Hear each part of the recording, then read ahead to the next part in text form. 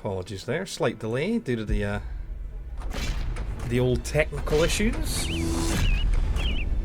Oh, Mr. Creature, thank you so much for that retweet, sir.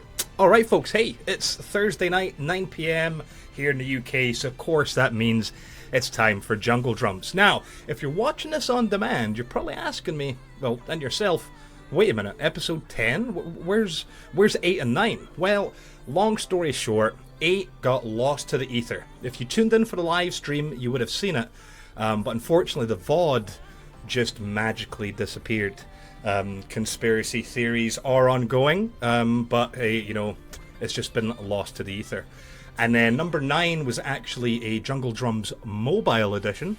I was down in London for the week, so I obviously didn't have my rig down there, so I just used my mobile phone. And because of the situation, the in-house internet didn't have a high enough upload speed to support using Wi-Fi, so I had to go in the back garden at nighttime using 4G. So the quality was fine, but the lighting was by no means, you know, where it should have been. So I didn't upload that. I thought, you know, it was fairly short. It was only 20 minutes. It was really more of a gesture, you know, hey, I wanted to do a Jungle Drums, and you know, just didn't quite you know, want to miss out. But you know, I mean, it is what it is. So anyway, that's why we're on number 10. That's what happened to those 2 episodes. I'm once again joined this evening by my wonderful friends Gimboyd and Sergeant J. Hola. Who just over a week ago we were having drinks together. How awesome! How awesome! Right. London drinks. Yes, had a cheeky week in London, and we had some good times. Me and Jay, we had a nice meal with his significant other, had a couple of drinks. Then me and Gimboyd, well, we just did a friggin' pub crawl for the most part, didn't we? We just kept... Pretty much, yeah. The weather that day though was glorious. Oh my, beautiful, beautiful day. Every now and then. Every now and then. Gets not nice. Right. So this evening, what are we going to be talking about? Well, first up, and it's quite... no, not yet, right. The first article I grabbed from consumerist.com, which is a decent site, good read. And this article is about how much do video game companies make off DLC and add-ons. Now, we're talking specifically about DLC and add-ons. We're not talking about microtransactions and all that kind of thing. And so the number they're saying is around $5 billion a year. DLC has become the norm to such a degree that, I mean, they're actually saying that, look, these extra things, you know, this downloadable content is actually larger than some entire industries. I think it was EA who just last year, EA alone reported something, $1.2 billion in revenue just from selling add-ons. Never mind, you know, their AAA games and everything. This is just specifically their add-ons, 1.2 billion. And you know, I think it's just the way of the world. I mean, okay, years ago, you know, we weren't all collected online. You know, you bought a game and that was it. If you were lucky, maybe later down the line, you know, there'd be a patch for it or something.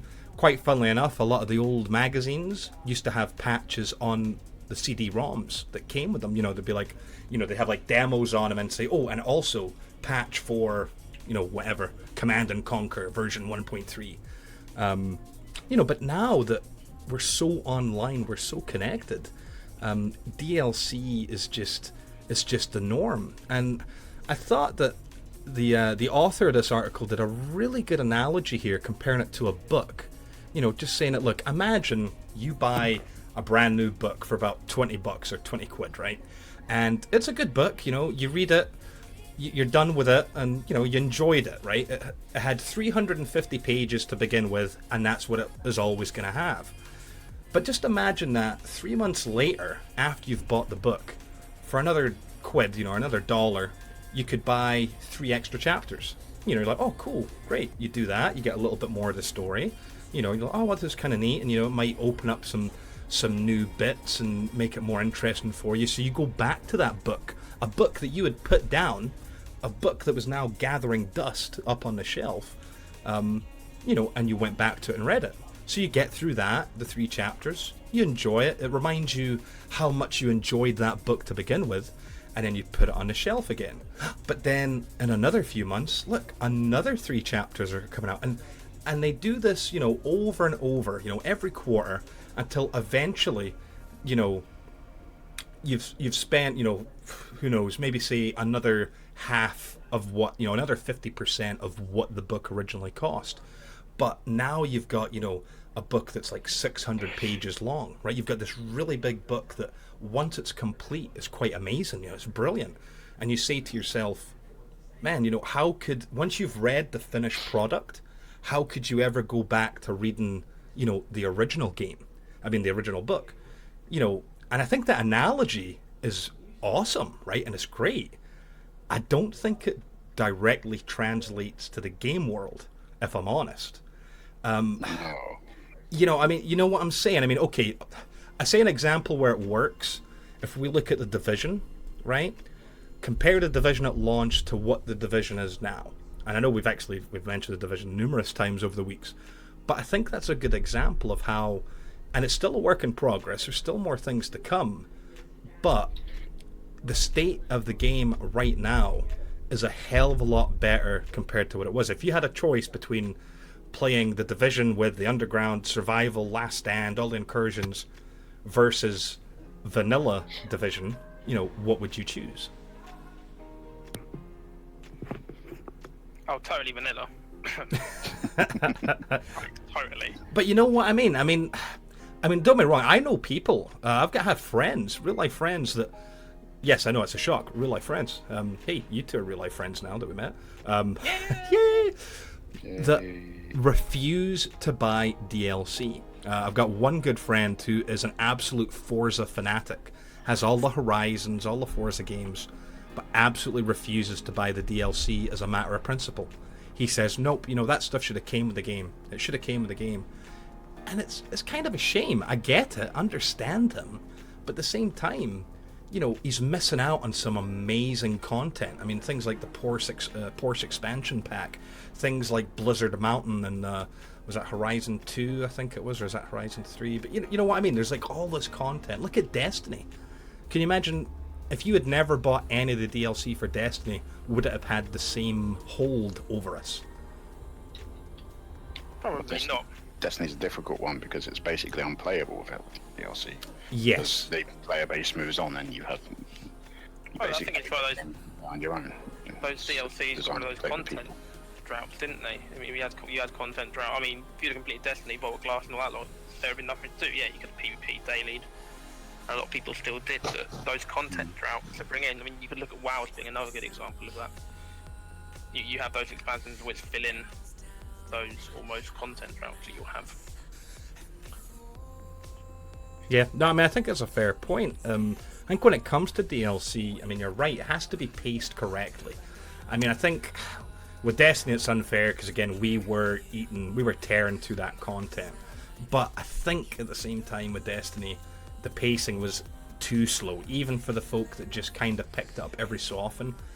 I believe it was still realistically, you know, viable for them to eat through that content and be left with a bit of a drought. But obviously for those of us who were right on the edge, the drought was even longer. You know, DLC, I mean, when it comes into like multiplayer games, I think it's, you know, a much bigger deal. Because, I mean, let's be honest, like a multiplayer game, you can't ever really beat it, right? I mean, there is no...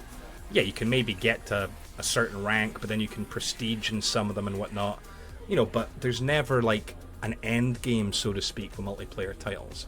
So I think DLCs for them, you know, make sense. It adds new flair, a little, you know, it'll make people revisit things. Look at Titanfall 2, for example. Titanfall 2, fun game. All of their DLCs have been free so far. And they've got another one that's just on the horizon coming up. And they've got a pretty good a pretty good pace of, you know, releasing their DLC.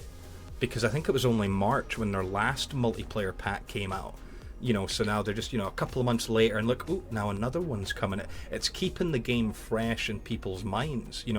It's not sitting on the shelf for as long as maybe some games, that are waiting ages upon ages for their DLC to be released. I think all to do with the pacing, isn't it? I think multiplayer games have almost like an easier time with DLC. Mm-hmm. I'd say hard, to be fair. Because every time a DLC is released, if it's not free, there's always the problem of splitting the player base, and it can kill games sometimes. True. I think in that sense, yeah. I think that's a fair point, especially when you look at as you said, Game Boy, with Destiny, where basically for certain aspects of the game, the DLC was a requirement. I think that's where it makes a big difference too. If it's something that's optional, that's adding to the enjoyment of a game,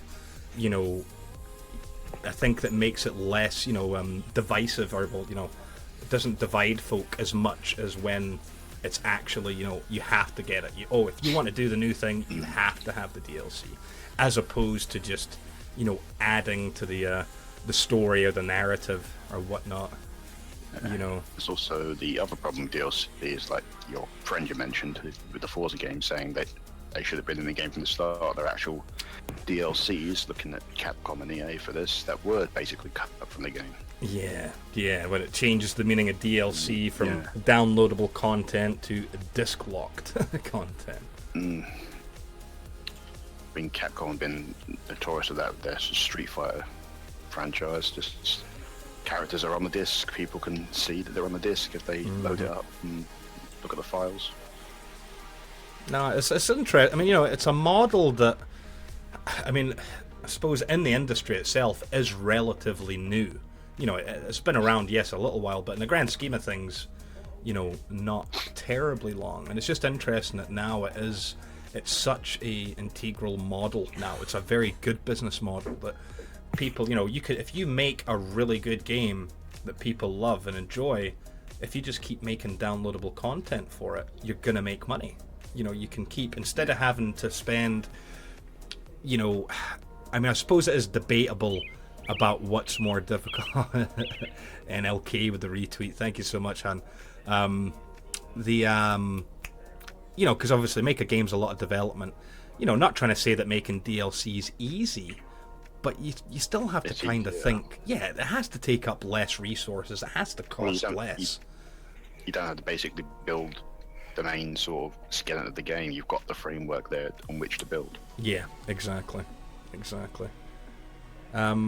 already got the tools to make more maps and model new characters. They're already there. You don't have to build them.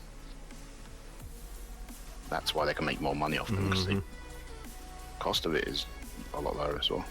It's interesting too. I mean, we're talking about the money aspect of this, but even just the working environment. Can you imagine, like yourself, Sergeant J, if you were working at one of these game studios, and years ago, it would have meant, right, you spend years upon years, whatever, making a game, then the game ships, and then, woo, that's you, right? You get to take a little break, you get to sit back, you get to enjoy the game. Okay, yes, there might be a group of folk who are working on patches or, trying to fix things, but, you as, like, one of the primary creators of it, you'd probably have a chance to just kind of, okay, sit back and enjoy the money rolling in, so to speak. But now in this new kind of DLC economy, there is no rest for you.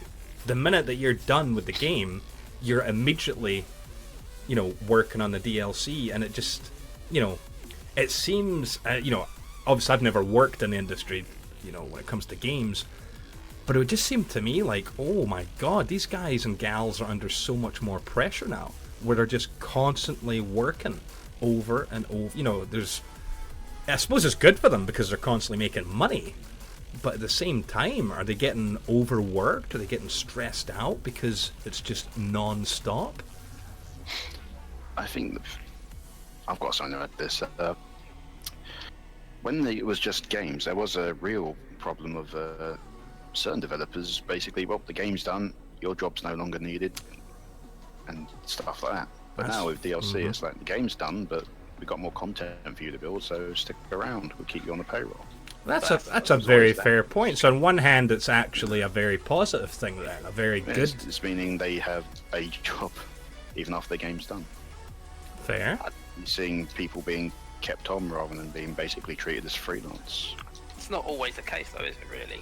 No, not always, but it was. I use Destiny a lot most times because of how much I follow it and look into it and everything. But for example, obviously, there's a lot of So you've seen it. I've seen a few, let's say, Reddit posts about how credible they are. I don't know. They probably are about the fact that, again, I think one of their lead story designers has left the team because he's finished with his part of the story as such, and a lot of people are worried that this could affect Destiny 2.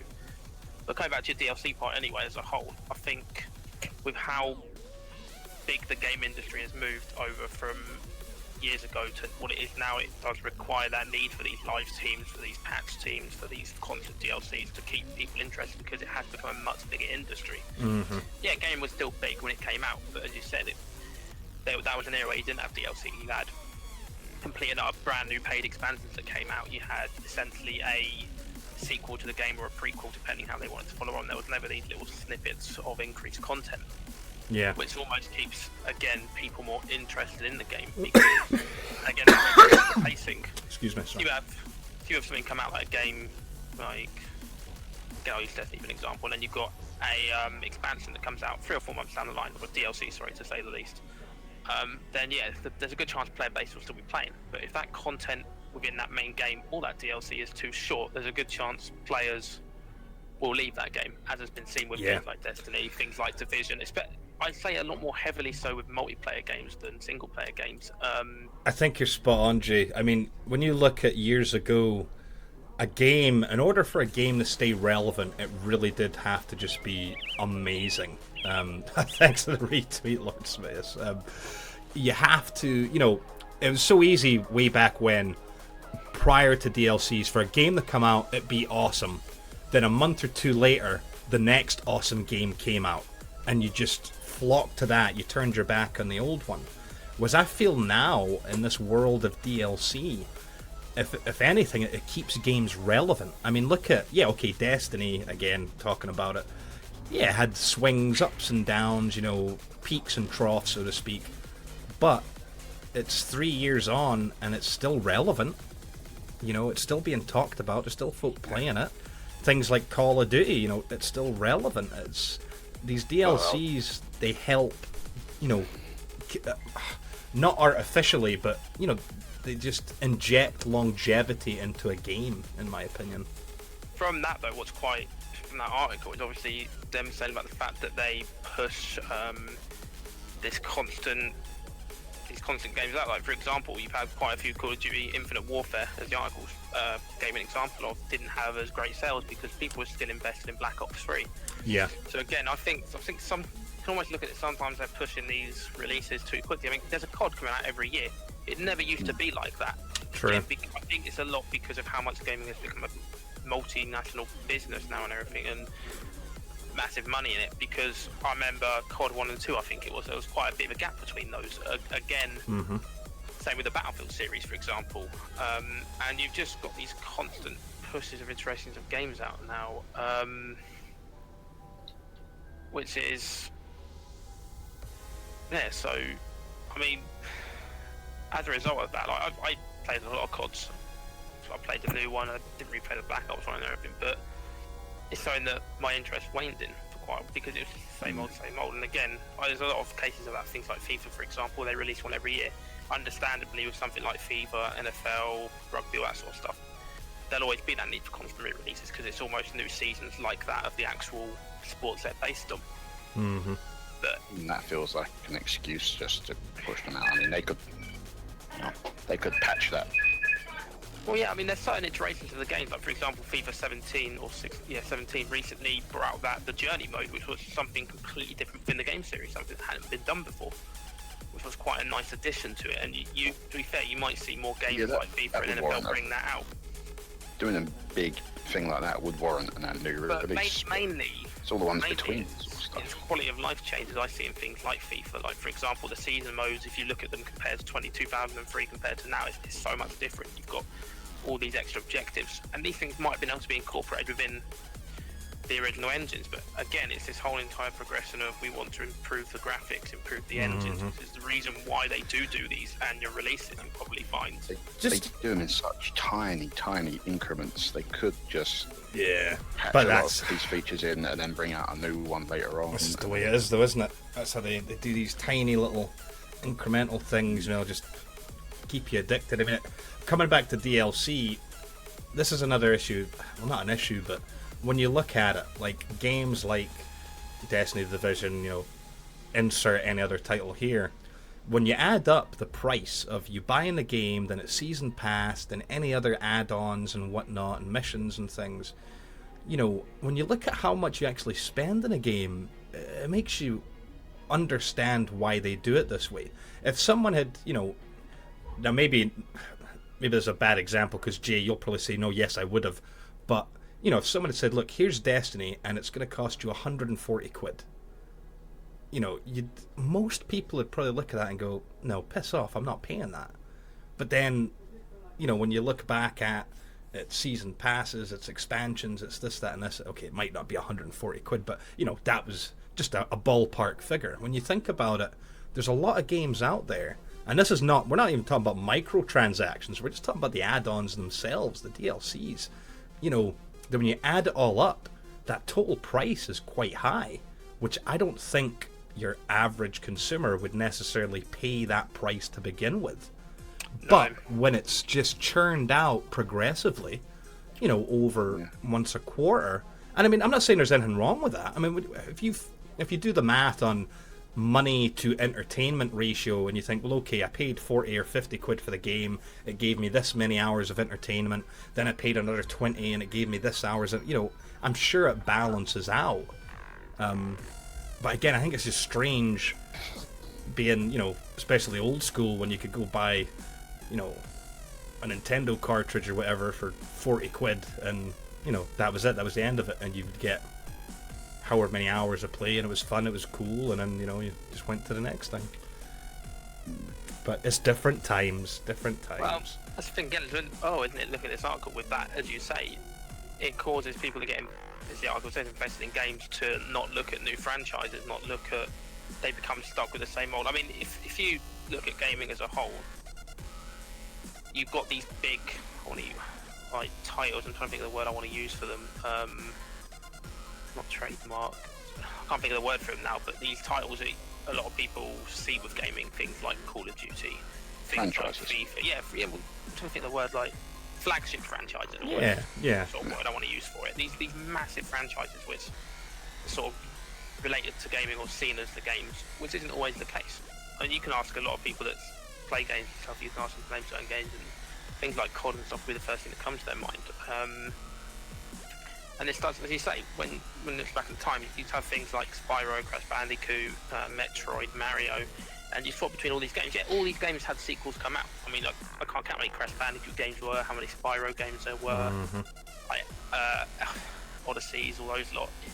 But they came out in such big increments that you'd go from like a Crash Bandicoot, finish that, then to a Spyro, then something else, and you come back to the new Crash Bandicoot, and because you're almost invested into those titles and knew how good they were as games and you liked them, you knew when the next one came out you'd probably end up buying it, but at the same time they weren't games you spend your whole entire time on. You could fluctuate between different games to play with, and that was very good for the industry as well, and the producers and developers. And that's why, although saying that, indies become a much bigger thing now, which is quite nice to see. But again, though, like, you can talk to some people about indie games and they'll be like, well, what's that about? I'm sure there's a lot of indie games you could tell me about and I'd be like, nope, never heard of it before. And all that sort of stuff. Right, enough of the DLC. But yeah, it was. I just found it interesting that much money, and it makes sense. You know, when you think of how, you know, if you add up the value of DLC, usually for any game, the DLC when you think about it, adds up to more. Yeah, it's not surprising at all. It's when the figures put in front of you, like, oh yeah. Right, the next article is absolute rumor, pure scuttlebutt. This is from Game Rant, and this is talking about how the Xbox's Project Scorpio price has been revealed. Now, disclaimer here is it is absolute rumor. I say rumor, but okay, there's a Spanish website that has listed Project Scorpio for $399 €499. Now, before we go into whether that's the price or not, you have to keep in mind a lot of websites do this. They'll put a placeholder amount. Doesn't mean they know how much it's going to be.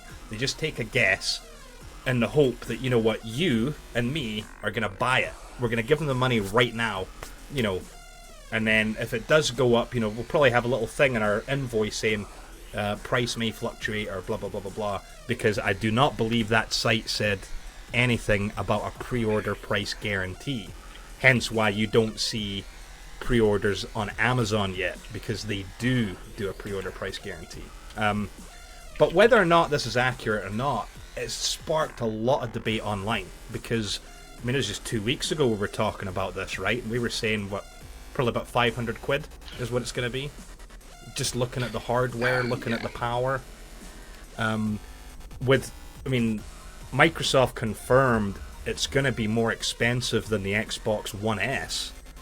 So, you know... That's saying a car is more expensive than a motorbike. Yeah, I mean, you know, but... yeah, you get more for your money. So. And it makes sense. It just kind of gives you a ballpark figure. And I mean, I'll tell you what, if they can do it for 400, awesome. I mean, that'd be amazing, yeah. If they can do that, as it says, they will almost partly dominate PlayStation, have to force their hand in some sort of way. Yeah. Getting the market share back off Sony. Well, yeah, for what the Scorpio is supposedly going to be offering, and as you've seen the specs, and we've spoken about the specs, that'll be a massive boost to their sales, their popularity. Oh, big time. And again, it will force us, again, look at that article as it says, force PlayStation to look at potentially either A, trying to compete with that, or B, going a different route by trying to secure things like special deals with games like Destiny, number on there, and all these. And that is what they're good at. But it might force their hand even more, though. Well, that's the thing. There's a lot of naysayers out there that say that, look, the only way that Scorpio will succeed is if it's got the games to back it up. And I think a lot of these naysayers forget that, yeah, but remember, Scorpio isn't like an individual platform. They've already said time and time again, there's not going to be Scorpio-specific games. There's Xbox games. And yes, on a Scorpio, they'll run better, they'll run faster, they'll run all this, but there's not going to be Scorpio-only games. So, I mean, this whole kind of question about, oh, wait a minute, the games are going to make it. Well, guess what? As soon as Scorpio launches, we've already got all of the Xbox One games. We've already got all of the 360 backward compatibility games. You know what I mean? We've got a huge library as it is. But yeah, I do agree moving forward, I think we need to get some more kind of unique things. Gears of War and Halo only go so far. You know, we need our things, not Recore. We don't want more of that. We don't want more of Recore. But you know, things like Horizon Zero Dawn. Attempting something like Recore, you know, like a new IP. Yeah, that would be nice. It would be nice. Just don't cock it up.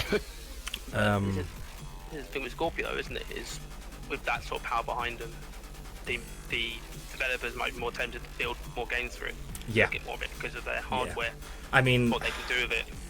You know, maybe they'll actually put in like resolution options and FPS targets. And well, that's the thing. I mean, that's what you're looking at.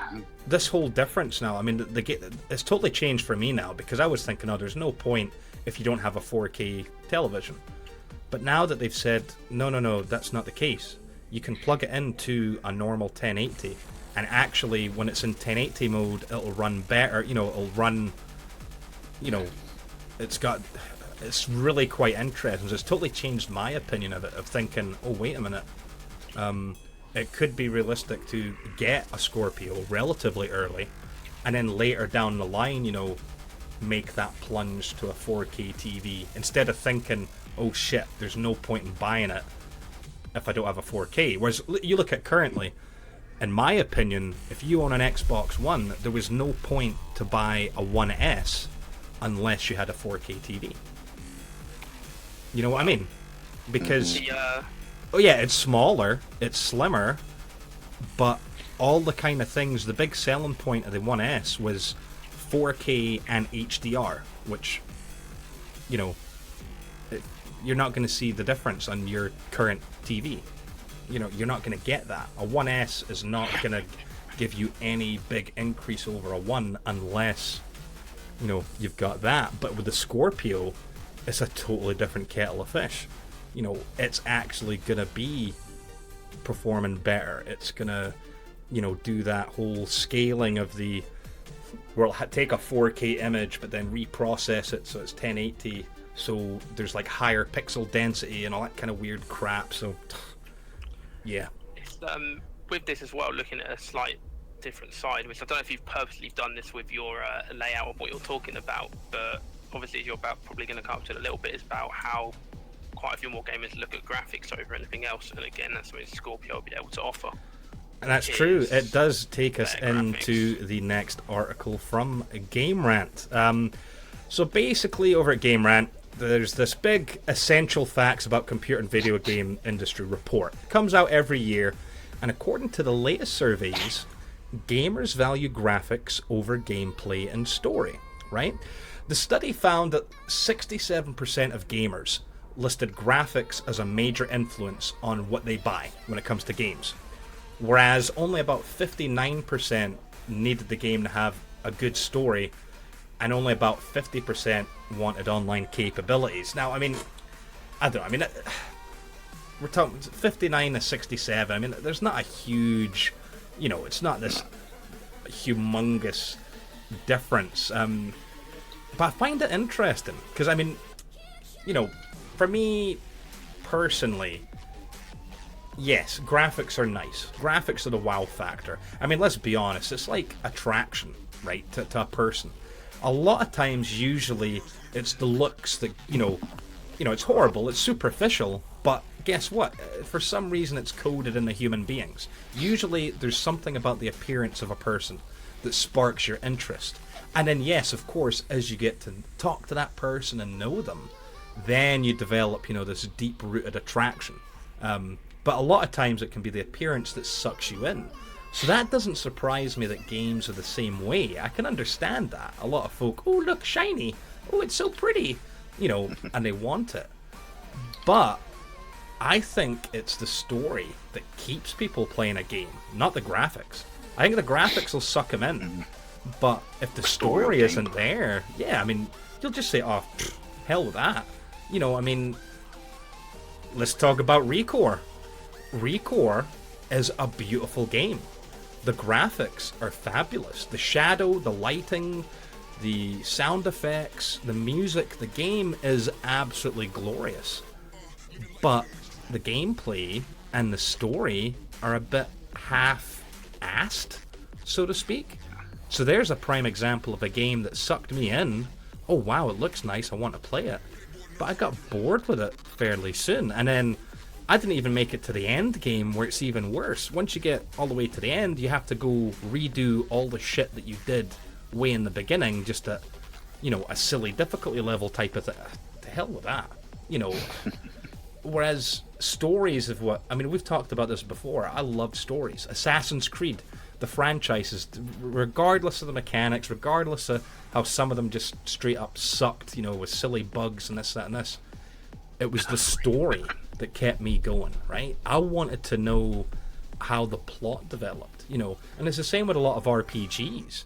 I mean, you look at things like Baldur's Gate, Icewind Dale, Baldur's Gate 2.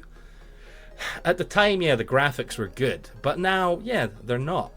But they're still amazing stories. Amazing stories. So I get that, okay, most gamers, you know, are influenced to buy a game based on how it looks. I can understand that, but I don't think that's what keeps people playing, in my opinion.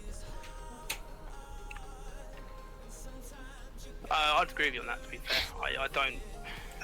If you could have a stunning game, you could have a game that looks amazing, but if it hasn't got that way to keep you in, to keep you wanting to play it, and again, this is why I suppose gameplay comes in as well as the story, then you're just not going to want to stay on it. Mm-hmm.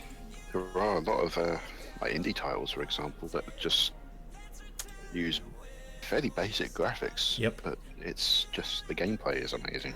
Yeah. Oh, like, Super Meat Boy.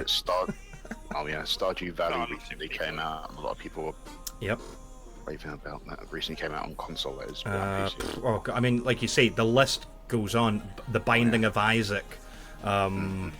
Oh, geez, mine's drawn a blank. But yeah, there's so many titles out there where the graphics are, fairly rudimentary, but the actual gameplay or the story is just, super addictive. I mean, it's like when you think of games like your old Final Fantasies, it's just, those are games that weren't necessarily cutting edge graphically. Maybe at the time, but not cutting edge. But you know what I mean? But they just sucked you in. I mean, this isn't to say. I think the article was mainly focusing, or not focusing, but if we're talking about if something's very one-dimensional, obviously your titles like your Uncharted's and your Horizon Zero Dawn, they deliver on both sides. So that's that's your anomaly. I like to say that Gears of War, like the first one, at the time, that was the same. The graphics were amazing. But then, oh shit, there was this really good story. And a certain degree, the Assassin's Creeds were that way as well. I thought the graphics were always quite good in those games. And then obviously the story. So getting that balance, I think, is important. But, I mean, as you say, Gamboyd, I mean, there's so many indie titles that, it's not the graphics that sell them. It's just how flippin' fun they are. But it's interesting. But I think the downside is, if this is talking about gamers, how it influences what they purchase, I think it kind of sets a nasty example of how, there might be games out there that look amazing, but they're actually quite crap, but folk will end up buying them. So they're still going to be making money, but the the gamer's not necessarily going to be playing it for any kind of length of time. They'll just buy it, which is a bit of a shame.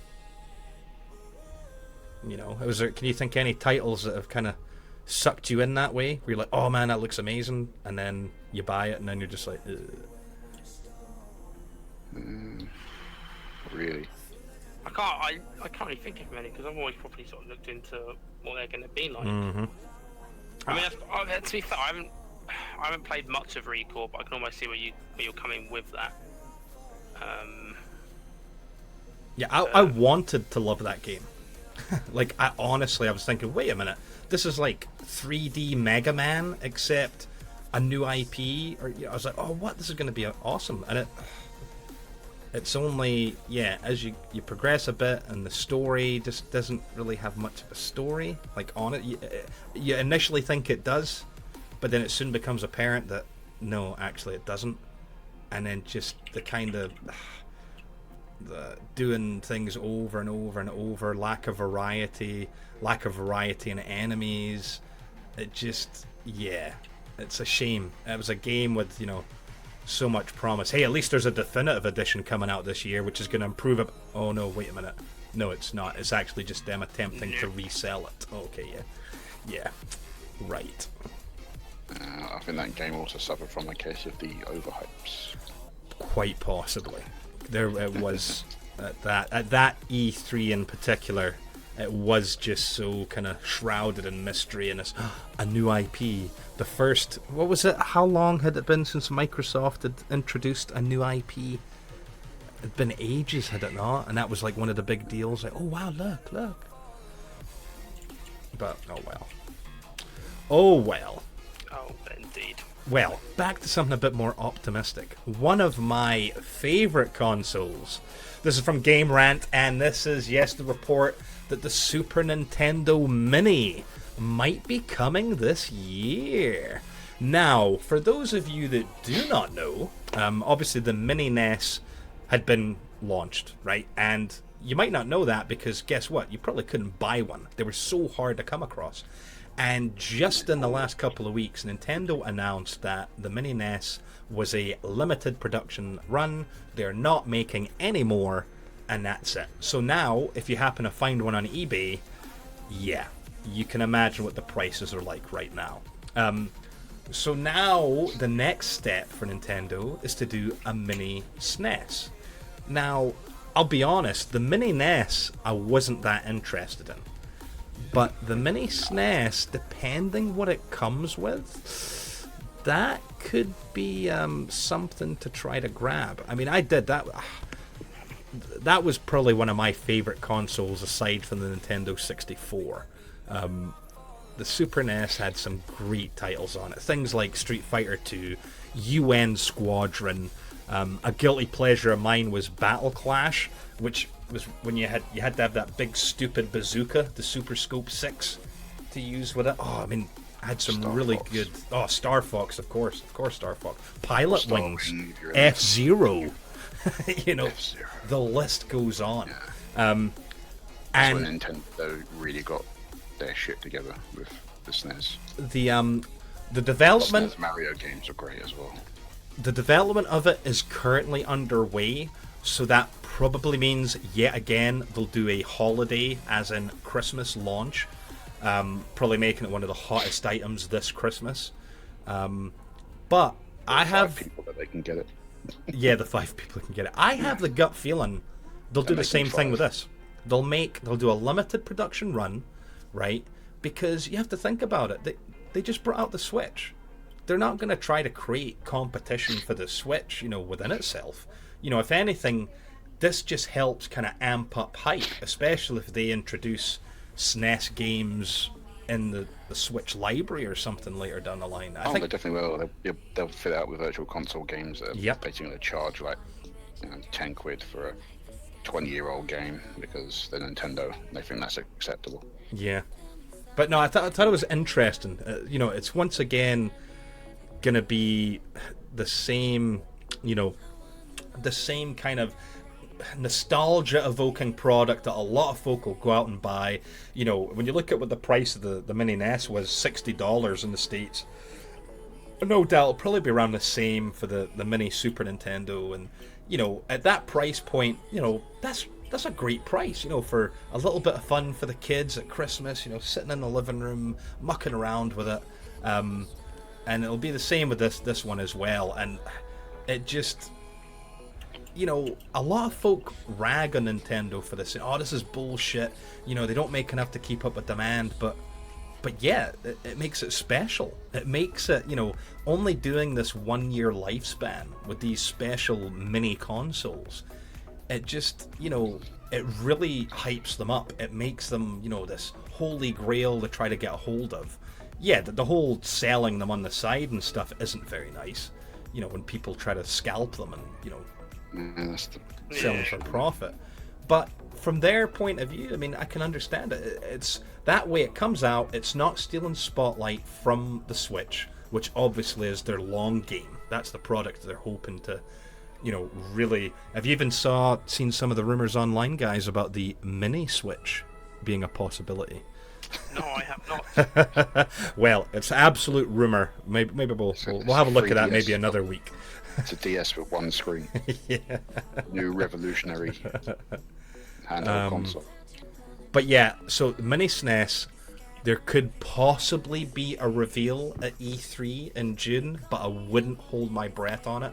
There's been no official comment from Nintendo yet. But the big debate that's going online is what games should be on it. Because I think there was a lot of people disappointed with the NES, the mini one. Good Star Fox. That's all we need. Yes, it would be nice. Star Fox, that is good. It would be nice. You know. Because, I mean, what about you guys? When you heard about the mini NES coming out, what were your reactions to that? Were you like, oh, cool, I want to get one of those? Or could you just... My reaction was, I miss my SNES. I don't really have much of a reaction to it, to be honest. I mean, I wouldn't mind the... I never had one, so it'd be nice to have one, but it doesn't bother me too much. Yeah, see, I wasn't... When the NES was out, I was much more into my Commodore 64. I did end up getting a NES, and yeah, it was cool, but you know, like at that point in the 80s, like, you know, when I used to go into like the big Virgin store or John McKenzie's or HMV, you know, wherever, the NES wasn't, in my opinion, I don't think the NES was marketed as much here in the UK as compared to the Sega Master System at the time. Yeah, you know what I mean? Like products were pushed harder. Yeah, you'd go into like Virgin, and you'd see like walls upon walls of the Sega stuff, all the Master System crap, and then Nintendo had like a tiny little section somewhere. So I didn't really have many games, and then I remember going on holiday to America, and obviously being a kid, I had no idea about regions, and I bought a bunch of Nintendo games for cheap over there. Came back, obviously they didn't work because we're on PAL, and had to send them to Mattel for them to attempt to kind of, fix them. I think the only title they got to work for me was Adventures of Bayou Billy. Yeah, that was not a good game. It really wasn't. Doesn't sound particularly good. No. But no, Commodore 64 for me, that was the system until the Super Nintendo came. And when the Super Nintendo came, yeah, that was me. Straight into consoles. Yeah, the Super Nintendo was my first console. Let's see, right. Quite something. We got about just over 10 minutes left, so that gives us time to talk about one final bit of news. This bit of news is from WindowsCentral.com, and it's the question. The question. Is a PC monitor or a TV better for Xbox One gaming? Ooh. Well, tech stuff. This is tech stuff. This is you too. This is, but saying that, it's tech stuff, but at the same time, on one hand, I kind of said to myself when I first saw it, I was like, is it really a question that people need to ask? But then, of course, that I reminded myself, well, actually it is. For so many years, I played, because I've always had a computer. But I only ever played PC games on my PC monitor. And I always played, PlayStation, Xbox, PS2, whatever it was, on a TV. Never the twain met. Yeah, sure, you'd sit at a PC, and obviously it looked better, because you just figured, well, it's because it's a PC. I'm playing it at the time. I remember when I had a 19-inch CRT, right? So big fucking, huge box, and it had a resolution of 1600 by 1200, which at the time, was a big deal. And playing things like Unreal Tournament at that resolution was amazing. This is, 17, 18 years ago. But it was absolutely fantastic. Because at the time, PS2, I think, was maybe just out or something. And you look at the PS2 graphics compared to a PC running 1600 by 1200 with full anti-aliasing and all the textures bumped up. And there was no comparison. But I used to always think that was because it was just a PC. Now, it's only been recently, through streaming and whatnot, where I've got this setup where, sure enough, in the living room, the Xbox One's sitting through there, we've got a 50-inch TV, a nice home entertainment system, and it's lovely. Sitting in the living room, playing video games, is great. You're like in your own little home theater, and it's a beautiful treat. And then likewise here in the office, it's great playing, PC games, because, okay, I've got two 24-inch monitors, but, they're nice and crisp, they're Samsungs, good high-quality picture, so again, it wasn't a fair comparison, because you're thinking, it's a TV, it's a console, whereas this is PC. But for me personally, just recently with streaming and whatnot, most of the time now I'm playing my Xbox here in the PC room. And I've first-hand seen the difference. The Xbox looks amazing on the TV, don't get me wrong. But on these 24-inch Samsungs, it's bloody amazing. I couldn't believe the difference. I was like, holy shit. Everything, the colors are just more vibrant, it's cleaner, everything looks crisper. The TV doesn't have motion blur that I can detect, but it looks so much smoother on a PC monitor. That's my opinion. But it doesn't necessarily mean that a monitor is the best thing to use, because in my opinion, it's all situational, right? It's definitely situational with me. Yeah. Depending on what room I'm in. Well, but exactly though. I'm using a TV because I'm in my bedroom. A monitor is great for a lot of things, right? I mean, a monitor is good, if you're sitting at a desk, it's quite close to you. There's a lot of things when it comes to resolutions and whatnot. But what this article kind of focuses on is if we talk about 4K and HDR, high dynamic range. Those are two things that on a monitor aren't that easy to get. You can get them, but holy shit, what a price you pay. Whereas a 4K TV, not necessarily an HDR one, but a 4K TV is more accessible, right? It is cheaper in the long run. So this is the thing with a TV, is that for stuff with 4K content, a TV makes more sense because you're going to want probably a big one for the living room, right? A nice big 4K TV. And then, that's your kind of entertainment center. Whereas buying a 4K monitor, and again, a 4K monitor is going to take advantage of 4K, so it needs to be quite large. It's not, I think that's where the difference lies. If we're talking about the 4K content, a TV makes sense. Whereas for the 1080 stuff, well, okay, yeah, I mean, a monitor is a crisper thing. I remember my nephews, they didn't want a big TV, right, for their PS4. They didn't really want a big TV, and I'm like, well, why don't you buy a monitor? If you don't need a television, if you don't need all the features that a television has, a really nice PC monitor would probably be better for you.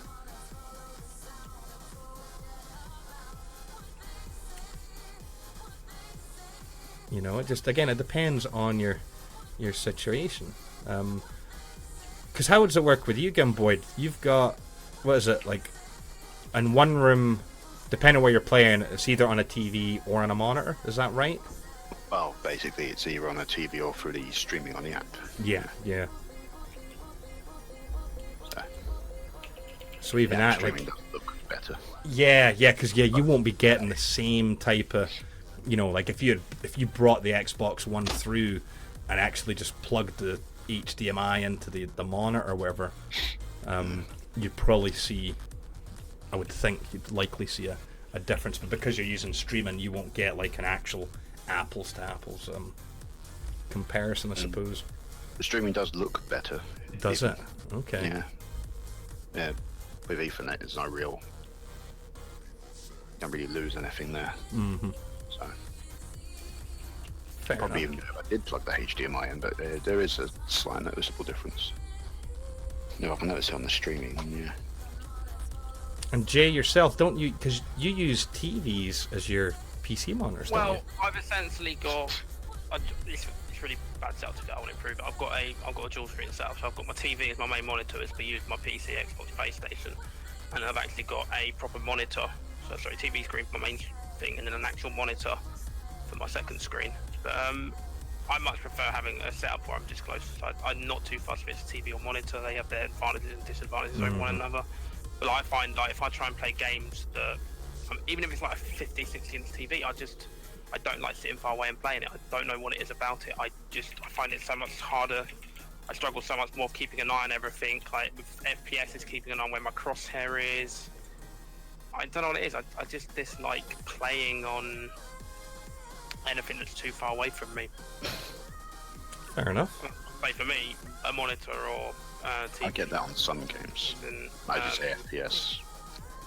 I suppose you've also got to look at the response time as well, although not that much difference nowadays, but there is that thing of it, isn't it? You want to aim ideally for a 2 to 5 ms response time on a monitor. True, very true. It's TV, but as you said, they've all got their advantages and disadvantages, and it depends really what you're looking for, what you want. So... Fair enough. No, I mean, I think it's situational. I think there's pros and cons to both. And I think you bring up some really good points there about, okay, it doesn't suit you, that size and being far away. And I think Gimboyd's right too. It depends on the game. Like for me, like a lot of the racing games, I quite enjoy that. I like being in the living room. I like having it on a big screen. I like having the home theater kind of, giving me all the engine noises and stuff. Whereas, I think, yeah, like on a lot of the first-person shooters and stuff, yeah, I do enjoy the monitor better. Like you say, the response time, and it's a bit more manageable, it's a bit smaller, and, you know, so no, I can definitely see that. I was telling Jay earlier, it's like with a Warframe, right, on the big screen, if I go walk up next to it, the character's head is the same size as my head. You know, and that's cool. I never get over that. It's like, holy shit, you know, when you're sitting at a distance, you forget how big your TV is, but then when you get up close and you're like, oh shit, yeah, wow, this is actually quite massive. But the next one will be bigger. The next one's going to be bigger. And probably wall mounted, I think. Just replace the wall with it. LCD screen. Yeah, well, we could do that. We could move the couches, and yeah, I could just get LCD panels put up on that wall. The wall is the LCD panel. Yes. Because we've all got the money for that. Right. Well, look, that brings our time in perfectly. Look, not even just under an hour, boys.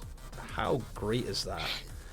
So first, you don't usually keep on time with Jungle Drums. No. You know, I think we stuck to our guns. We did a good job of not staying too long in an article. Aside from that first one, Jesus, I think we spent, half an hour talking about DLC?